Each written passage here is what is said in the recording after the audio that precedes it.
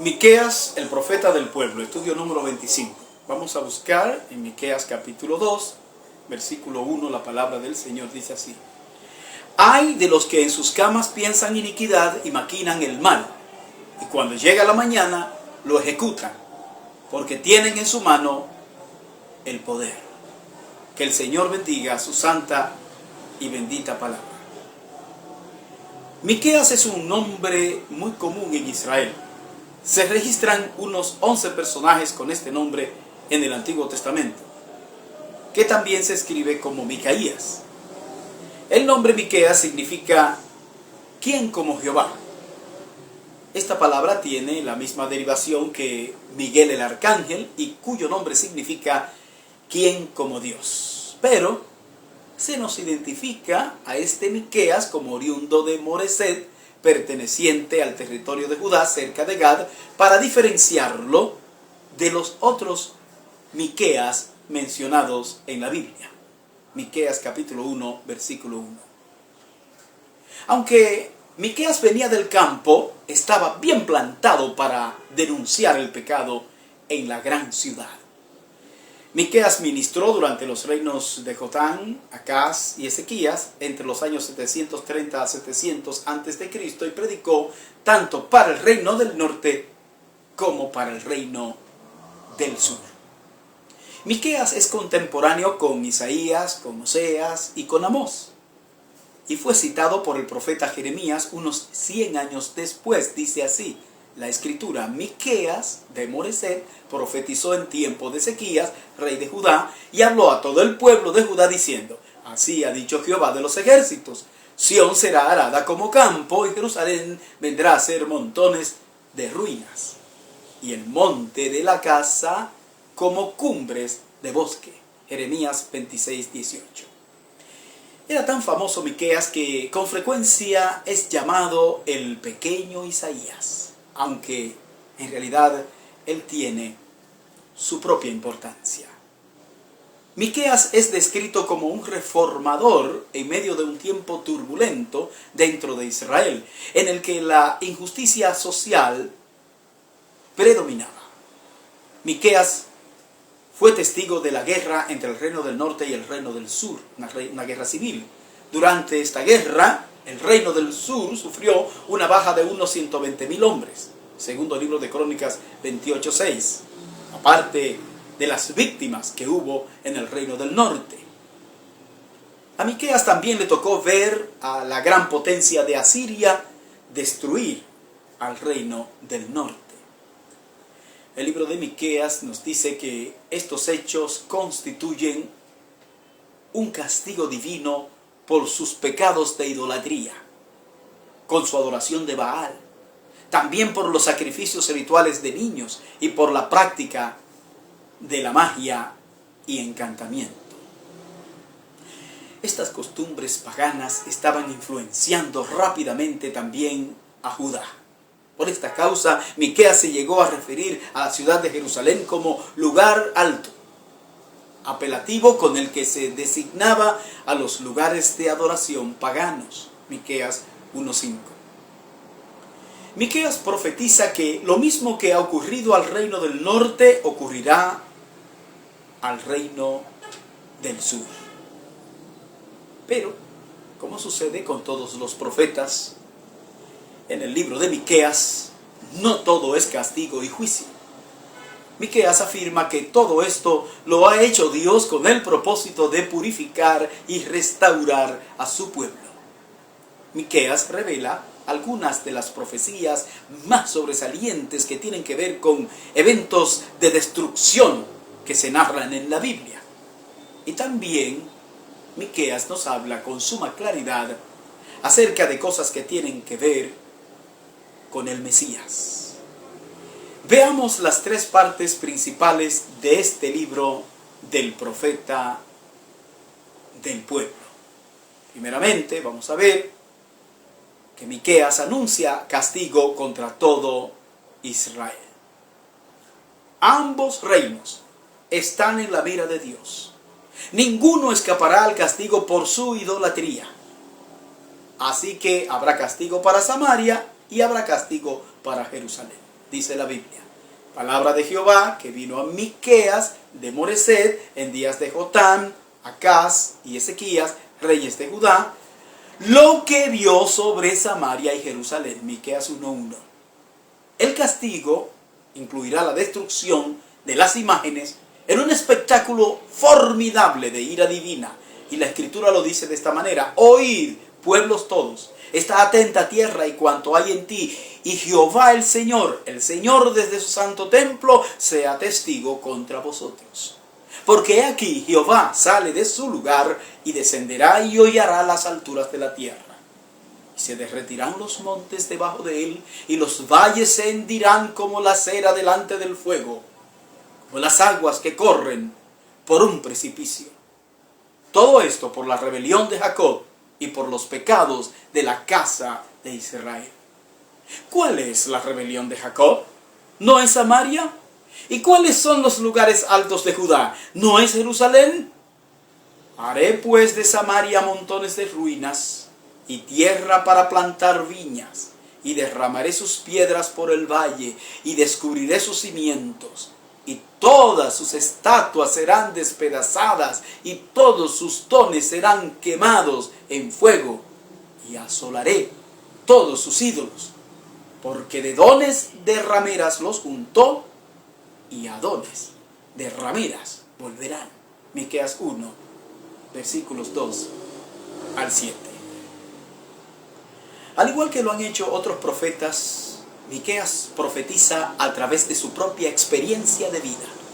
Camina descalzo y solo con lo necesario encima, anunciando a Jerusalén que también se debe preparar para el destierro que le espera. Miqueas 1, versículos 8 al 16. Miqueas destapa los abusos de los más poderosos contra los más débiles de la nación, denunciando la manera como estos se apoderan de las posesiones de los pobres sin ninguna misericordia y con el respaldo de las autoridades. Miqueas 2, versículos 1 al 9. Es un panorama en el que el soborno prevalece y los sacerdotes, los religiosos de la nación, actúan movidos por los intereses materiales. Esta es una gran razón por qué tanto Samaria como Jerusalén serán arrasadas por sus enemigos. Miqueas 3, 1 al 12.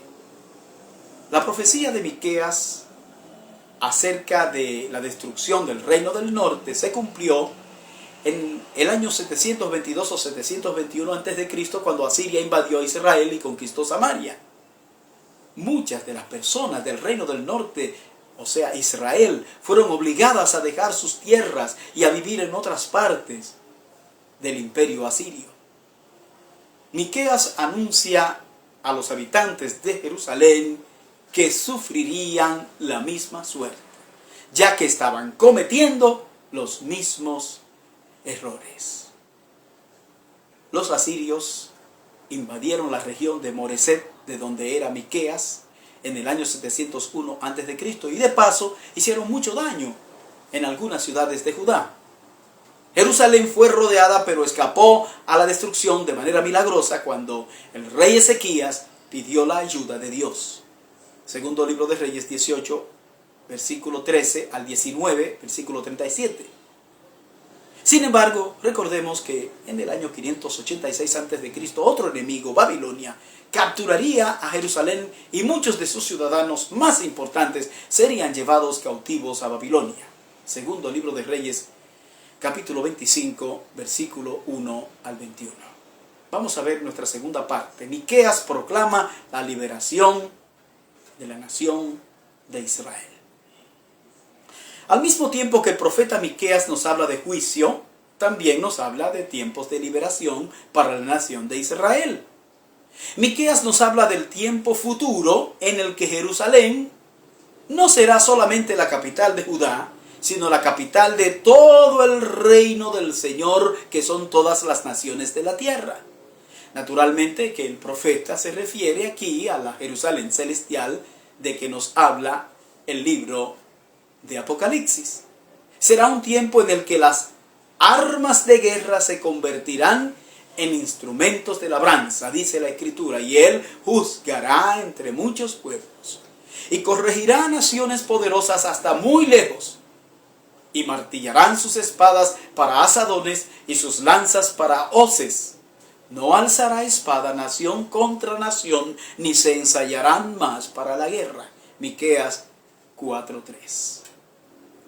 Todos sabemos que, aunque Judá fue llevada cautiva, al final Dios le devolvió su libertad y la preparó para la aparición del Mesías. Y creemos que hoy Dios está haciendo los preparativos para que el regreso inminente del Mesías en los últimos tiempos constituya un motivo de regocijo para el remanente de la nación de Israel, que será redimida, pese a todos los intentos por hacer desaparecer a esta nación, que es un icono del poder de Dios en este mundo. Es por esto que Miqueas pone énfasis en la figura gloriosa del Mesías, identificando plenamente el lugar de su nacimiento en el seno mismo de la nación de Israel. Nacería en el reino del sur, precisamente, dice la Escritura. Pero tú, Belén, Efrata, pequeña para estar entre las familias de Judá, de ti me saldrá el que será Señor en Israel. Y sus salidas son desde el principio, desde los días de la eternidad. Pero los dejará hasta el tiempo que dé a luz la que ha de dar a luz. Y el resto de sus hermanos se volverá con los hijos de Israel. Y él estará y apacentará con poder de Jehová, con grandeza del nombre de Jehová su Dios. Y morarán seguros, porque ahora será engrandecido hasta los fines de la tierra. Y este será nuestra paz.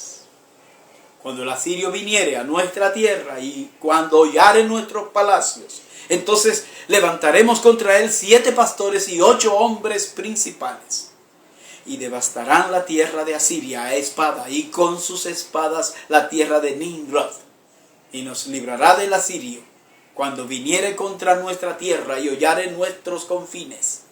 El remanente de Jacob será en medio de muchos pueblos, como el rocío de Jehová, como las lluvias sobre la hierba, las cuales no esperan a varón, ni aguardan a hijos de hombres. Asimismo, el remanente de Jacob será entre las naciones, en medio de muchos pueblos, como el león entre las bestias de la selva, como el cachorro del león entre las manadas de las ovejas, el cual, si pasare y hollare y arrebatare, no hay quien escape. Tu mano se alzará sobre tus enemigos y todos tus adversarios serán destruidos. Miqueas 5, versículos 2 al 9. En el Nuevo Testamento vemos que Mateo identificó a Jesús de Nazaret como este pastor.